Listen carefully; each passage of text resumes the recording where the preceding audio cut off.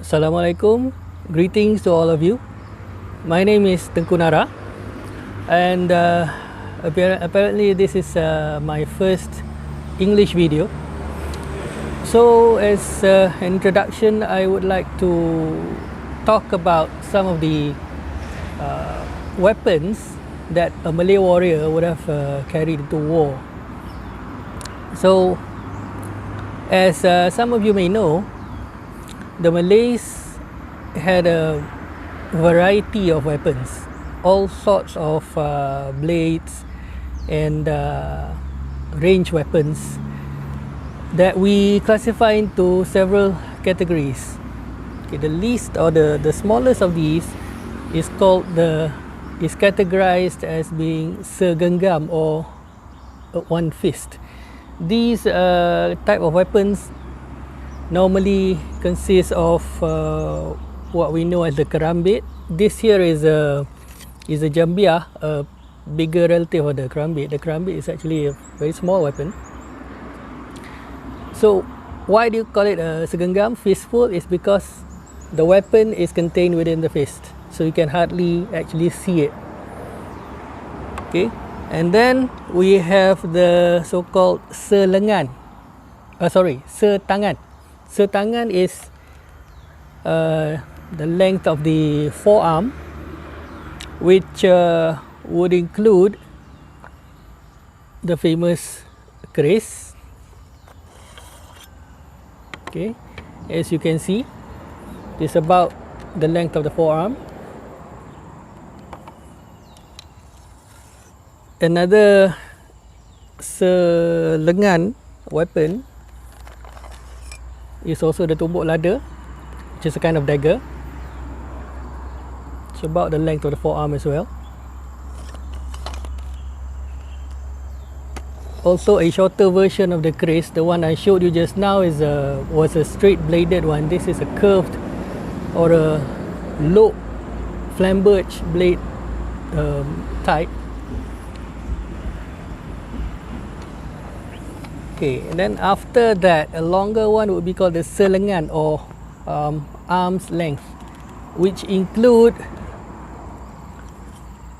the sword. It is an example of a Malay sword. You see, Malay swords rarely have guards. So why they don't have guards? It's not because of hand protection or anything, because the usage of these weapons are normally associated with the martial art known as silat. So in silat, the handguard tends to get in the way. That's why in early Malay weapons there are hardly any types of handguards. So this here is another type of Malay sword. Okay, as you can see, the blade is slightly different. This blade is about 80 years old. It was made in the 1920s or 1930s. The one I had before, the previous one, this is about 100 years old. Made during the time of Sultan Abu Bakar in the state of Pahang. Okay, it's kind of similar to the Russian Shashka, and the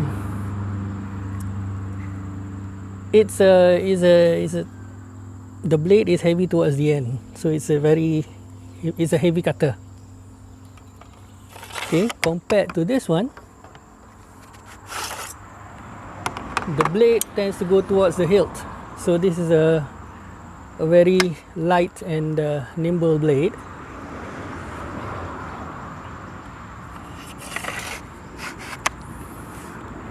Okay, other than the setangan and the selengan blades, actually there's another category of weapon in the setangan or forearm length weapon. This is known as the Sundang. Some call it the kelewang, form of a short sword, and in between the arm's length and the forearm length weapons, we have also what is known as the selilit kepala, or circumference of the head, which includes this type of shall we call it short sword. Okay, but as you can see here, this has a guard. Okay, guards started appearing on Malay weapons at around the 17th to 18th century. Okay, we have reason to believe that these guards were influenced by Western weapons, and also influenced by the evolution in warfare, whereby they might have needed to manufacture as many of these as possible and to train as many people to use these as they can. So they needed some sort of hand protection. I guess that's why they came up with the hand guard. This blade was made in 1969, so it's 51 years old. And these kind of blades were famous during the 40s, the 50s, 60s, up to the 70s and 80s. And they are still being made today. Alright, so here's another type of weapon. This is in the segenggam category. Okay, this is called a wali jantan. It's basically a knife, but you hold it with the edge upwards. This is specifically a stabbing weapon. Okay, as you can see, it's very pointed, so it's a rather effective anti-armor weapon. This kind of weapon comes from the northern state of Kedah. Other than that, we also have, other than swords, the Malays had what they call parang. Okay, parang, sometimes called a machete, which is not really an accurate term for it. A parang is a weapon that has a blade that flares towards the end. Okay, it's a heavier weapon compared to a sword. Let's say we take this one as an example. Okay, as you can see, the blade is almost the same width from the handle towards the tip. Okay, so compared to the parang, okay, as you can see here, it's wider towards the end. It's a bit shorter and it's very much thicker. And actually, these two weapons weigh about the same. Or actually, this is slightly heavier than this. Okay, this has to do with how these weapons are used. So we have covered segenggam, fistful, setangan, forearm length, selengan, arm's length, selilit kepala, okay, around circumference of the head. And after that, there is another category called setubuh, or whole body, meaning the length of the weapon is the height of your body, which includes spears and throwing spears and fighting spears. The lembing, the throwing spear, and the tombak, the fighting spear. And then we have selonta. Selonta meaning ranged weapons, which includes the bow and arrow. We also have blow guns. Okay, and other than that, the ancient Malay warriors also had firearms. As early as the 16th, 15th centuries, they were already using firearms on a wide scale. So during the conquest of Malacca by the Portuguese in 1511, it was stated by the Portuguese that the Malay warriors had firearms with them, and they confiscated 3,000 or so various types of muskets and pistols and cannon from the palace. Okay, so basically this is a rather very brief introduction of the types of weapons that Malay warriors carry into battle. It is